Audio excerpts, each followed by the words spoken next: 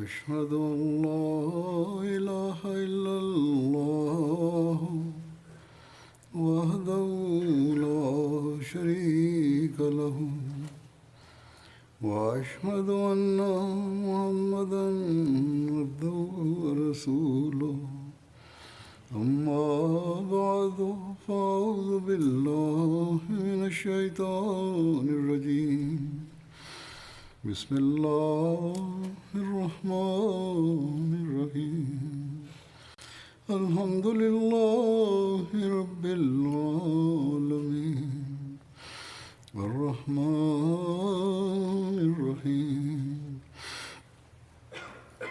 مالك يوم الدين إياك نعبد وإياك نستعين اهدنا الصراط المستقيم صراط الذين أنعمت عليهم غير المغضوب عليهم ولا الضالين. After reciting the Tashahhud, Ta'awuz and Surah Al-Fatiha, Hazrat Khalifatul Masih V, Ayyadahullah Ta'ala binasrihi al-Aziz stated that the initial events that took place following the migration and the factors which led to the Battle of Badr and the actions taken by the Holy Prophet, peace and blessings of Allah be upon him, in order to counter the schemes and ploys of the disbelievers of Makkah had briefly been mentioned. And there were some expeditions and battles that took place prior to the Battle of Badr as well, and I will mention these briefly and then also mention some details in regards to the preparations made by the disbelievers of Makkah for the battle, God willing.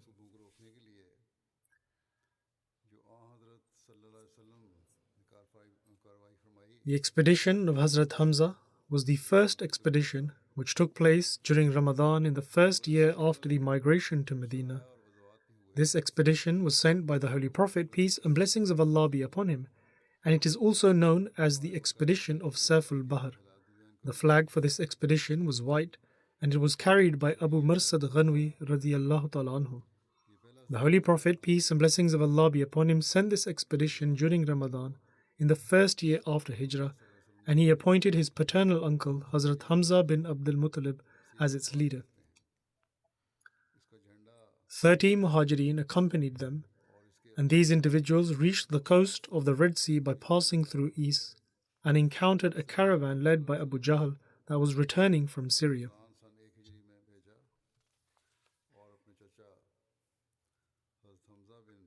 Is is the name of a place located approximately 30 kilometers to the north of Rabi', which is in the surroundings of Saniyatul Marra and at a distance of approximately 240 kilometers from Medina.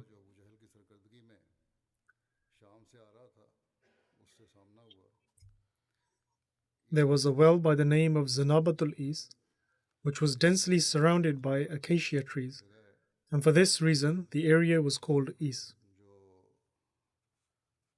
This was home to Banu Sulaim, and the trading caravans of the Quraysh en route to Syria passed through this area. In any case, both parties formed their rows for battle and faced one another, and it was very possible that a battle would break out, but a chief of their tribe settled the matter, and both parties returned.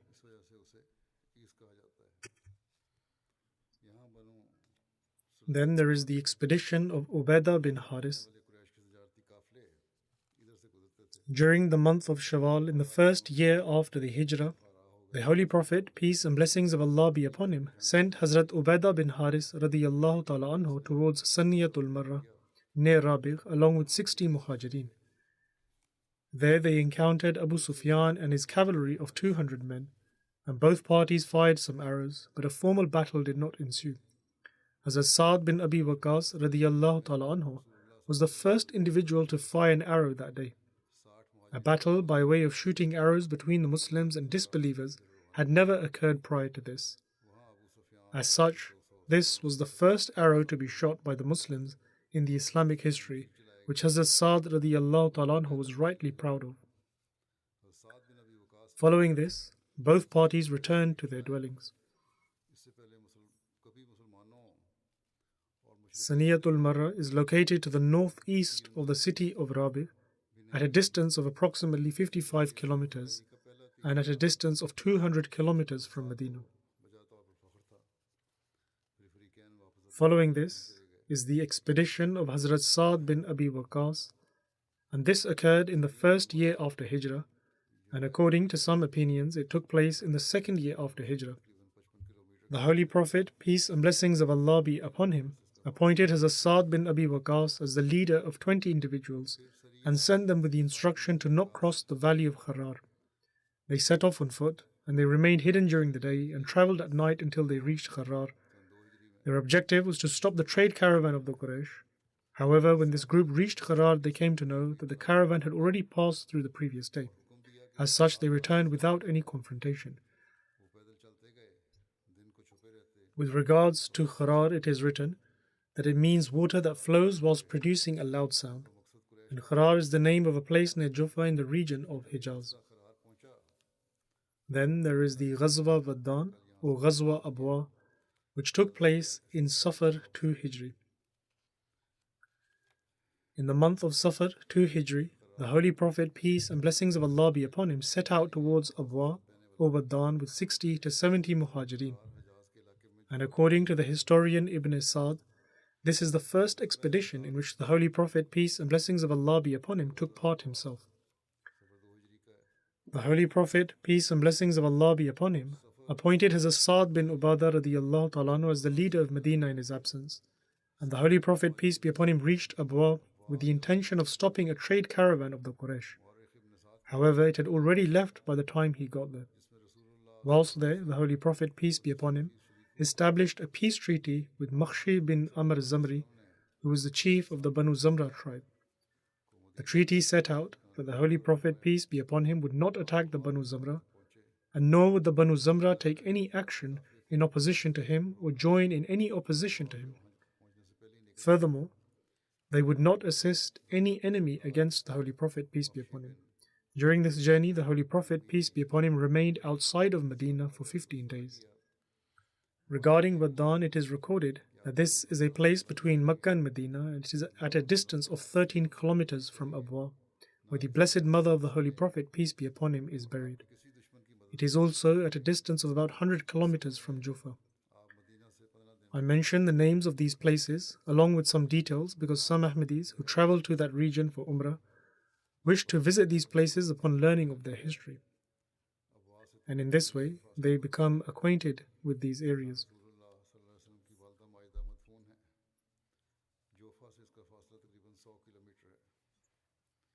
Then there is Ghazwa Bawat, and this took place in the month of Rabiul Awwal in 2 Hijri, and the Holy Prophet, peace be upon him, appointed Hazrat Sa'd bin Muaz radiyallahu ta'ala anhu as the Emir of Medina, and along with 2 companions set out to stop a caravan belonging to the Quraysh. This caravan consisted of Umayyah bin Khalf along with 100 other people from the Quraysh, and also 2,500 camels. The Holy Prophet, peace be upon him, reached Bawat near Razwa. However, they did not come face to face with anyone there, and following this, the Holy Prophet, peace be upon him, returned to Medina. The color of the flag for this expedition was white, and the flag bearer was Hazrat Sa'd bin Abi Waqqas. Regarding Bawat, it is recorded that it comprised 2 mountains belonging to the Jahina tribe, located along the route between Mecca and Syria, and beside them is the famous mountain Razwa, and Bawat is located about 100 kilometers from Medina. Then there is the Ghazwa Ushaira. In relation to this, it is said that the Holy Prophet, peace be upon him, received intelligence that a trade caravan belonging to the Quraysh had departed from Mecca, and the Meccans had invested all of their wealth into this caravan. They intended to use the prophets in order to battle against the Muslims. Hence, in Jamad al-Ula, or according to another narration in Jamad al-Sani, 2 Hijri, the Holy Prophet, peace and blessings of Allah be upon him, departed Medina with 150 to 200 people. When the Holy Prophet, peace and blessings of Allah be upon him, reached Ushaira, he learned that the trading caravan had already departed from there a few days before. Ushaira was the name of an area between Mecca and Medina, near the area of Yambu, which belonged to the Banu Mudlij. The Holy Prophet, peace and blessings of Allah be upon him, remained there for a few days and formed peace treaties with the allies of Banu Mudlij and Banu Zamra, and then returned to Medina. This caravan belonging to the Quraysh was the same one which, upon its return from Syria, the Holy Prophet, peace be upon him, set out after it again, which then ultimately resulted in the Battle of Badr.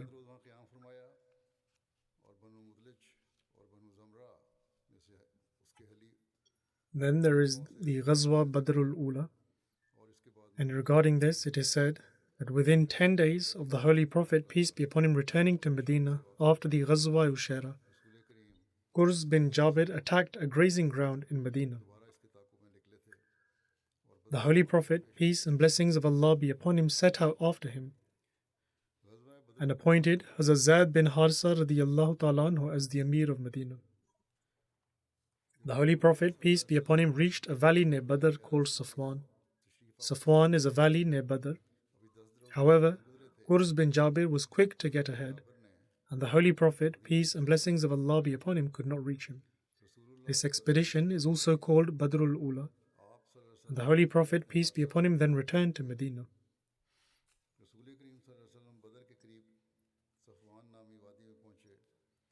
It is called Badrul Ula because the Muslim army reached Safwan, which is near Badr. This is what has been stated in Siratul Halabiyah. Regarding Qurs bin Jabir, Hazrat Mirza Bashir Ahmad Sahib radiyallahu ta'ala anhu has written the following details.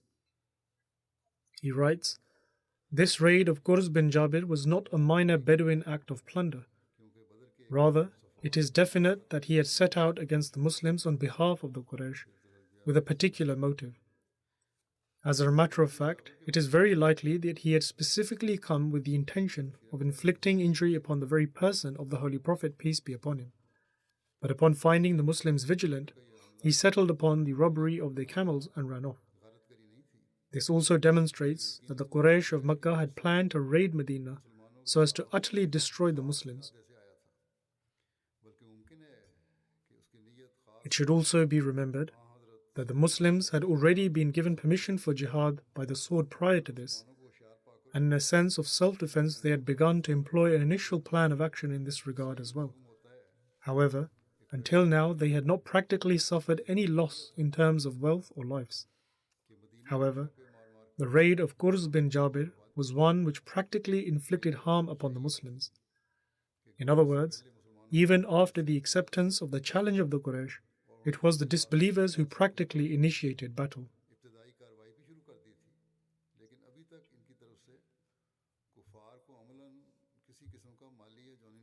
Then there was the expedition of Abdullah bin Jahash.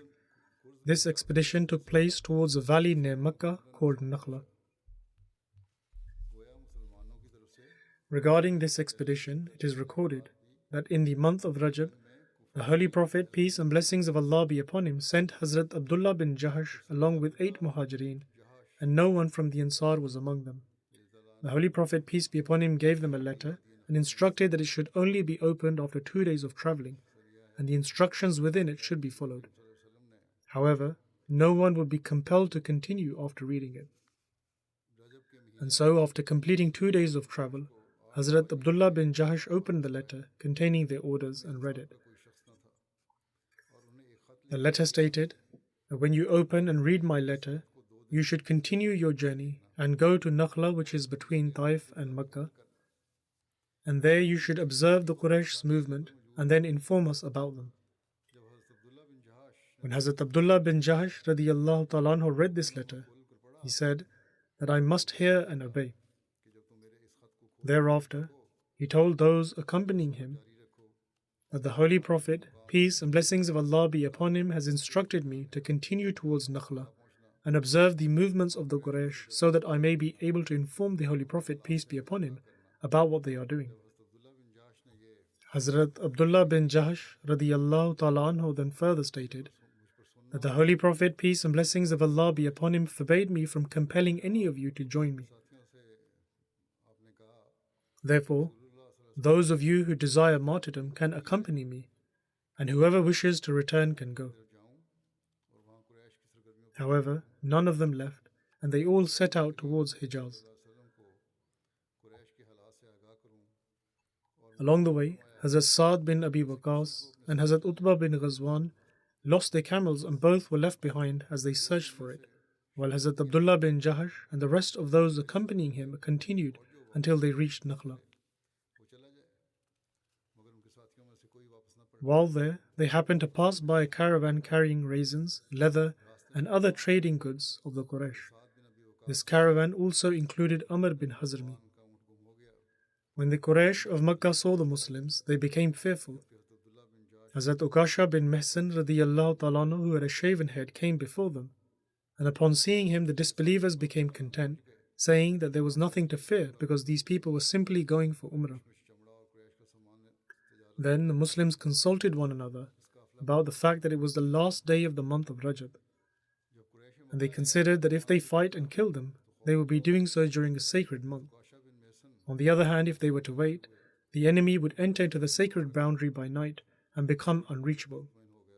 Ultimately, everyone unanimously agreed that the caravan should be attacked, and the details of this incident has already been mentioned before in reference to the accounts of the companions.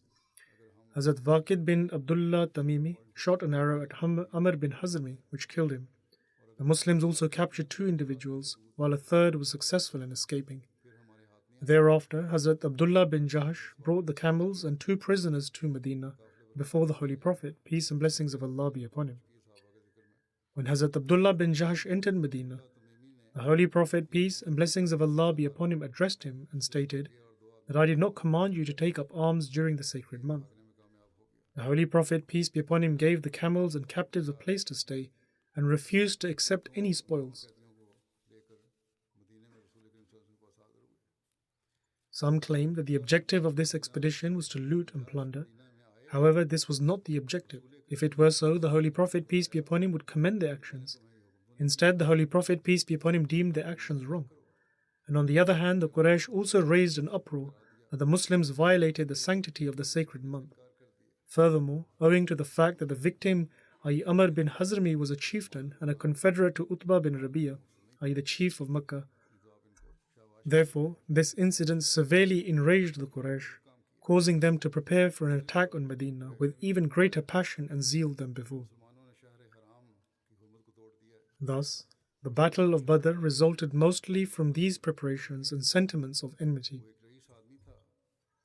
This incident raised many matters of discussion, both amongst the Muslims and the disbelievers, and in the end the following Quranic revelation was revealed and acted as consolation for the Muslims. Allah the Almighty states,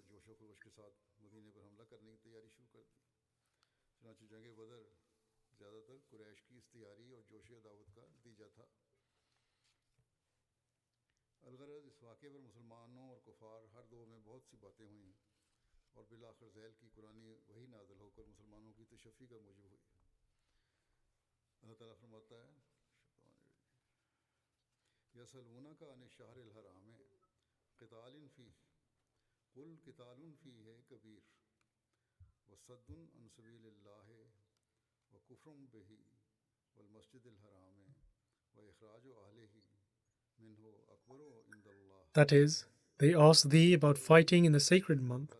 Say, fighting therein is a great transgression, but to forcefully hinder men from the way of Allah, to reject the sacred month and the sacred mosque, or in other words, to violate their sanctity, to turn out the people from the sacred boundary by force, as you have been doing.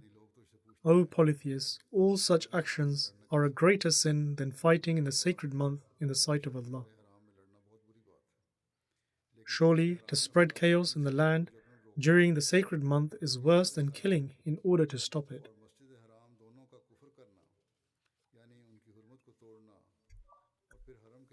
O Muslims, the state of the disbelievers is that they have been so blinded by their enmity for you that they will not cease fighting you at any given time or place, and will continue to fight you until they turn you away from your faith, if they have the strength to.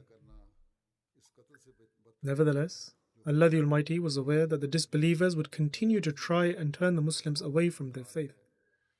And for this reason, Allah the Almighty did not express any displeasure at what had ensued.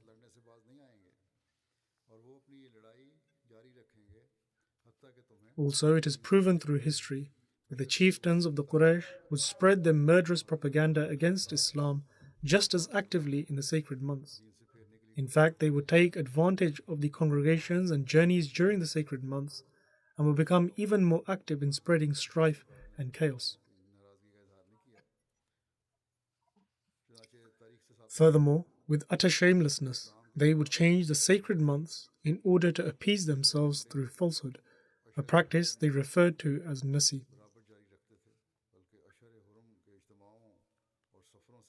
Therefore, such a response would surely bring comfort to the Muslims, but it also caused the Quraysh to settle down. They also found out about the divine revelation concerning the matter. During this time, 2 men from the Quraysh also arrived in Medina to redeem their captives. However, because Sa'd bin Abi Waqqas and Utbah had not yet returned, and the Holy Prophet, peace be upon him, was aware of the serious risk of them falling into the hands of the Quraysh, who would not spare them, the Holy Prophet, peace be upon him, refused to free the captives until they returned. The Holy Prophet, peace and blessings of Allah be upon him, stated that when my men return to Medina safely, then I will free your men. Thus, upon their return, the Holy Prophet, peace be upon him, freed the 2 prisoners after taking ransom. Then there is Ghazwa Badr al-Kubra, and the Holy Quran has referred to this as Yawm al-Furqan. Hazrat Khalifatul Masih I radiyallahu ta'ala anhu states that the Furqan, i.e. distinction of the Holy Prophet, peace be upon him, occurred on the day of Badr, when the staunch and powerful leaders of the enemy perished, and the Muslims attained victory.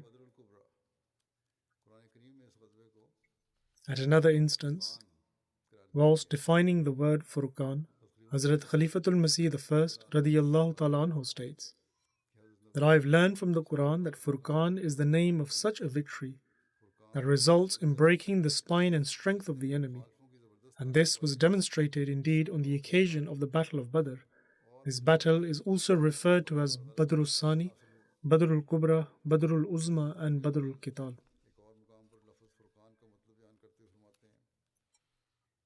When the Holy Prophet, peace be upon him, learned that Abu Sufyan was returning from Syria with Quraysh's trading caravan comprising 1,000 camels, this caravan possessed a large amount of wealth from the Quraysh. And if a person possessed even a small amount of gold, then they had contributed to funding this caravan. It is said that a vast amount of riches was invested in it, and this caravan was made up to 30 or 40 men, or according to another narration, 70 men. And this was the same caravan that the Holy Prophet, peace be upon him, set out in pursuit of and reached Ushera. However, the caravan was already on its way to Syria. For this expedition, the Holy Prophet, peace be upon him, set out in Jamadil Ula or Jamadil Akhir in 2 Hijri, and upon learning about this caravan's return, the Holy Prophet, peace be upon him, invited the Muslims to go forth with him.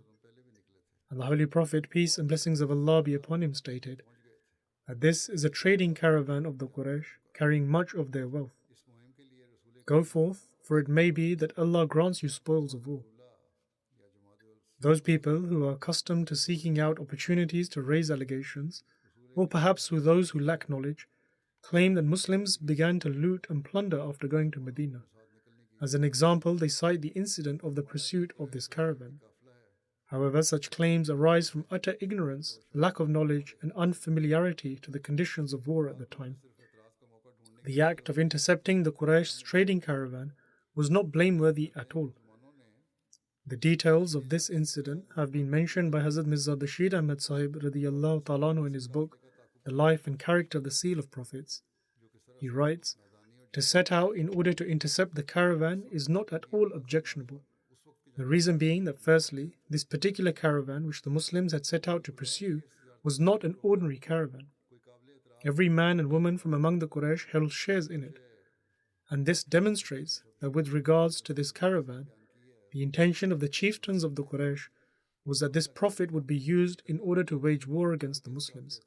and history proves that this very Prophet was used to prepare for the Battle of Uhud.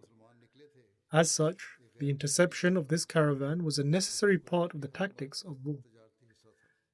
Secondly, it was also necessary in general to intercept these caravans of the Quraysh because they were armed and would pass by very close to Medina. The Muslims remained in constant danger of them, and it was necessary to put an end to this. And thirdly, wherever these caravans would travel, they would heavily incite the tribes of Arabia against the Muslims, due to which the state of the Muslims was becoming more and more vulnerable. As such, blocking their passage was a part of their protection and self-defense program. And fourthly, the Quraysh's livelihood primarily depended on trade.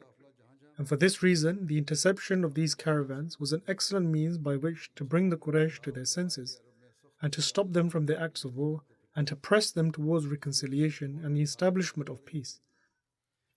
To prevent such wars, nowadays some nations impose sanctions, yet these too are imposed wrongfully and in an unjust manner. As it were, this was an action similar to imposing a sanction. Furthermore, the purpose of halting these caravans was not to loot or plunder them. Rather, just as the Holy Quran itself clearly states, that the objective of the Muslims in halting the caravans during these special missions was not out of a desire for their wealth. Instead, it was in an attempt to reduce the suffering and toil when confronting them, as opposed to engaging in a battle. In any case, the Holy Prophet, peace be upon him, sent forth two of his companions, Hazrat Talha bin Ubaidillah and Hazrat Sayyid bin Zaid, to receive intelligence on this caravan.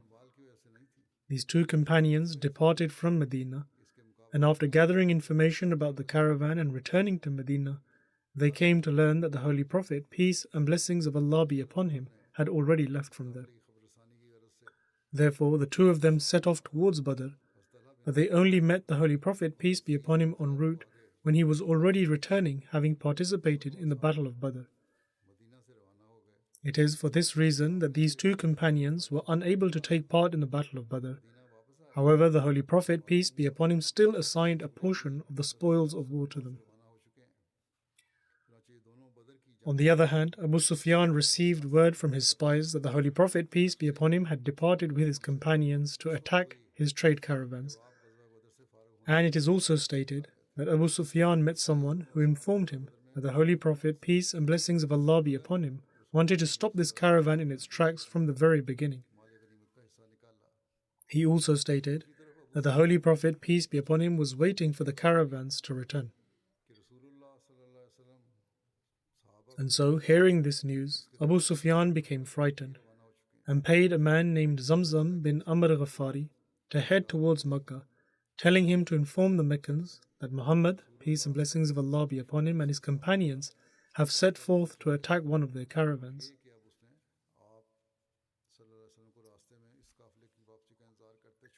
Following this, Zamzam set off rapidly, and when this messenger of Abu Sufyan reached Makkah, as was the Arab custom, he began screaming in a very horrified manner that, O people of Makkah, Muhammad ﷺ and his companions have set forth to attack your caravan. Thus, go forth and save it. At the same time, Abu Sufyan continued to cleverly obtain information and continued on his journey whilst avoiding the Muslim army. Upon arriving at the spring of Badr, Abu Sufyan asked someone if they had seen anyone come there. And he replied that two people came here.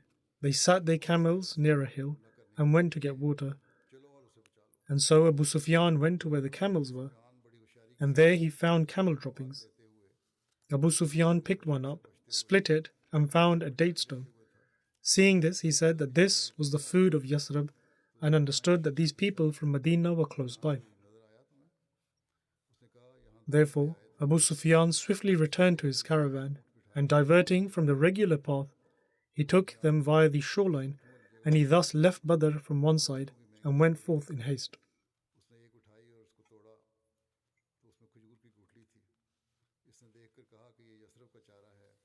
Regarding this incident, there is an extraordinary dream of Atika bint Abdul Muttalib, and it proved to be a truthful dream. The dream is as follows: that Atika bint Abdul Muttalib was the paternal aunt of the Holy Prophet, peace be upon him, and the mother of al-Mu'mineen, Hazrat Salama radiyallahu ta'ala anha. Regarding her acceptance of Islam, both narrations are found. According to some, she accepted Islam, however, the majority are of the opinion that she did not accept Islam.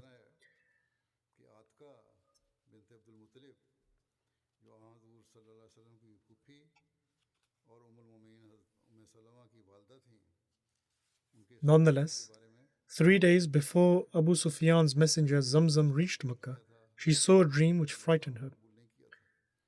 And so she called for her brother, Abbas bin Abdul Muttalib, and said that, "My dear brother, by God, last night I saw a dream which has left me petrified." She said that, "I fear that a calamity or trial will most certainly befall your people, and so keep what I am about to tell you a secret." And according to one narration, Atika said that, "Unless you give me solemn promise that you will not tell this to anyone, I will not tell you the dream, because if the Quraysh of Makkah find out about this dream, then they will cause us trouble and curse us." And so Hazrat Abbas promised her, and then he asked her what she had seen in the dream. Atika stated that, "I saw in a dream that a man came riding on a camel and stood in the plains of Abta." Makkah and Mina were both known as Abta, and it is closer to Mina. She then stated that this individual then came, and at the top of his voice he screamed that, "O people, go to the place of your slaughter within 3 days." Atika further states that, "I then saw the people had gathered around this individual, and he then entered the mosque, i.e. the Kaaba, and people were walking behind him. And I then saw that whilst people were still around him, his camel had taken him onto the roof of the Kaaba, and he then again screamed that, 'O people, go to the place of your slaughter within 3 days.' She further states that, 'I then saw that his camel took him to the peak of Mount Abu Qubais, and it is written that the Mount Abu Qubais was a prominent mountain peak to the east of Makkah.' She further states that from there he again bellowed at the top of his voice, and he then took a rock and rolled it down the mountain. And as soon as it reached the bottom, the rock broke into smaller fragments, and there was not a single house or abode in Makkah where a rock fragment did not fall." Upon hearing this, Hazrat Abbas said to Atika that, "By God, this is a very significant dream. Therefore, keep this a secret and do not tell a soul." Thereafter, Hazrat Abbas left the house of Atika, and along the way he met Walid bin Utbah, who was a friend of Abbas's. And although Abbas had told his sister Atika not to tell anyone, however, he mentioned the dream to Walid and told him not to tell anyone. However, once something is revealed, then it cannot be kept hidden. And so Walid in turn told his father Utbah, and just like this, the news of the dream spread throughout Makkah. And if two people met up, they would speak about the dream. Abbas says that the next morning, when I went to perform the circuit of the Kaaba, Abu Jahl was sitting with a few people of the Quraysh. Upon seeing me, he said, "O Abu Fadl," this was the title of Hazrat Abbas, "after completing your circuit, come to see me." Hazrat Abbas further narrates that after finishing my circuits of the Kaaba, I went to see Abu Jahl, and he said that, "O Banu Abdul Muttalib, since when have female prophets started appearing among you?" Upon this, I asked him what he meant, and he replied that men from among you have claimed prophethood, i.e. referring to the Holy Prophet, peace be upon him, and now your women have also started claiming to be prophets. What is this dream which Atika has seen? Hazrat Abbas asked that what dream? Upon this, Abu Jahl said that she says that she saw someone coming on a camel, who then cried out at the top of his voice and thereafter rolled a rock down from the mountain. He then went on to narrate the entire dream. Abu Jahl then said, "We shall wait for 3 days and see whether the events unfold as mentioned in the dream. If it is fulfilled like this, then that is fine. And if this is not the case, then we shall place a written declaration on the Kaaba, wherein it would state that you people are the greatest liars in the Arab land." Abbas further narrates, "By God, I had to deny the dream and told him that Atika did not see any such dream." Hazrat Abbas then states that thereafter we all left the gathering, and in the evening, when I returned home, all of the women of the Banu Abdul Muttalib tribe came to see me and said that the wretched and evil man first leveled all kinds of allegations against our men, and you did not take any action. Now he has started to speak ill of your women, and you are silently listening to him and not refuting him. Where is your sense of honor?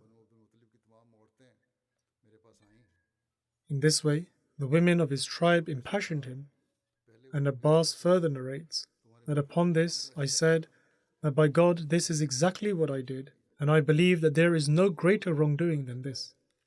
Thus by Allah I shall go to him again, and if he says anything like this again, I shall put him to an end in order to avenge for you. Hazrat Abbas further narrates that on the 3rd day following the dream Atika had seen, I left my home in the morning, and I was in a state of great anger, and I intended to seek revenge for the wrong I had done that day. And so as I entered the mosque, I saw Abu Jahl, who had a slim build and a sharp tongue. Hazrat Abbas further states that by God, I went towards him so that he could say something again as he had done previously, and as a result I would take revenge. However, I saw Abu Jahl running towards the door of the mosque, i.e. the Kaaba. And at that point, I thought to myself that what is the matter with him? May Allah the Almighty's curse be upon him. What has happened to him? Is he running in fear lest I say something ill to him? However, the fact was that he had heard the loud cry of Zamzam bin Amr Ghafari, which I had not heard. And Zamzam was loudly calling out whilst he was mounted on the camel in the middle of the valley. He had cut the nose and ears of his camel and had turned over his saddle and torn his upper garment, and he was crying out loud that caravan, caravan. In other words, he was asking for their caravan to be saved. He stated that this caravan under the lead of Abu Sufyan is carrying your trade goods, and Muhammad ﷺ and his companions have attacked it.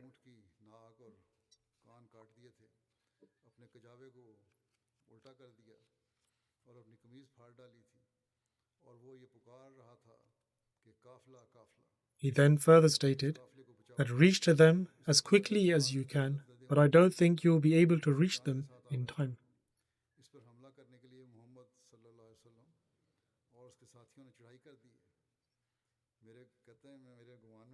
Abbas further narrates that we both became so occupied in this new incident which had unfolded that we were unable to pay attention to the earlier matter. It is written that when the Quraysh heard the cry of Zamzam, they became enraged and began to prepare their people for battle.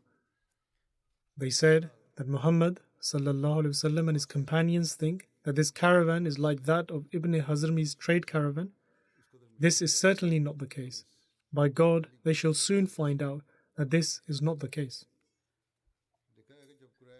The caravan on Amr bin Hazrmi and him being killed by the Muslims has been mentioned earlier in relation to the expedition of Abdullah bin Jahash, in which the Muslims were easily able to kill Ibn Hazrmi and took over his possessions and wealth. In any case, now the Quraysh of Makkah began to make preparations for battle, and its people were either going personally for battle or they were sending someone on their behalf and paying for all their expenses. And one of their chieftains said, "Will you allow Muhammad ﷺ and his companions who have turned away from our faith, and also the people of Yasrib to seize our wealth?" My wealth and food provisions is available to whoever is in need of them. Similarly, some people gave 200 dinar, and others 300 dinar and 500 dinar, etc. And they said that they could spend it however and wherever they desired. Some offered 20 camels for the battle, and others took on the entire household expense of those who were leaving for battle.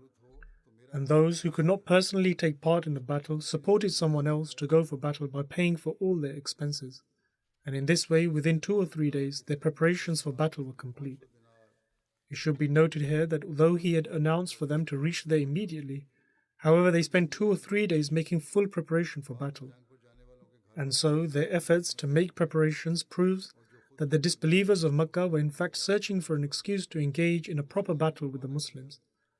Because if their intention was to simply protect the caravan, then they would have immediately reached there upon hearing the news, and whatever weapon they could have got hold of, they would have taken it and reached there. However, this was not the case, and instead of protecting the caravan, they were actually preparing for a battle.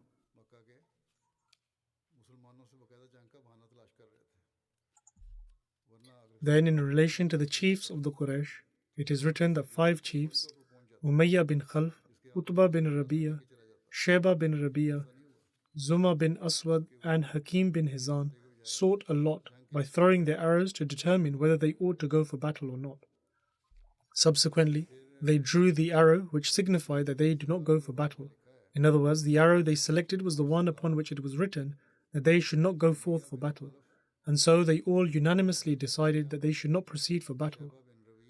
However, Abu Jahl came to them and insisted that they should go to battle.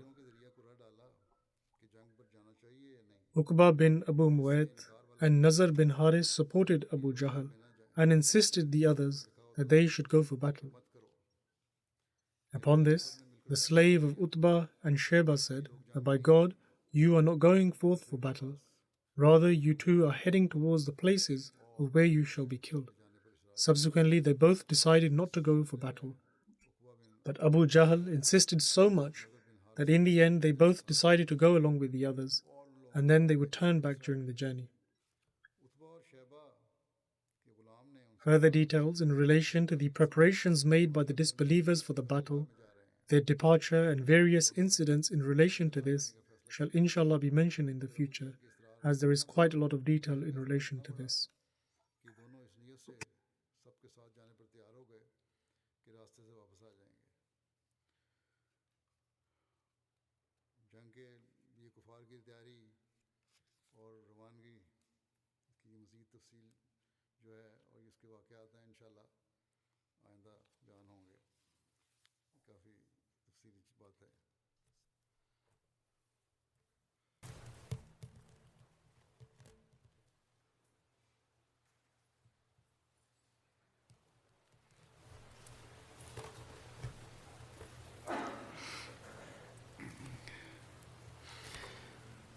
الحمد لله الحمد لله الحمد لله نحمده ونستعينه ونستغفره ونؤمن به ونتوكل عليه ونعوذ بالله من شرور أنفسنا ومن سيئات أعمالنا من يهده الله فلا مضل له ومن يضلل فلا هادي له ونشهد أن لا إله إلا الله ونشهد أن محمدا عبده ورسوله عباد الله رحمكم الله إن الله يأمر بالعدل والإحسان وإيتاء ذي القربى وينهى عن الفحشاء والمنكر والبغي يعظكم لعلكم تذكرون اذكروا الله يذكركم وادعوه يستجب لكم ولذكر الله أكبر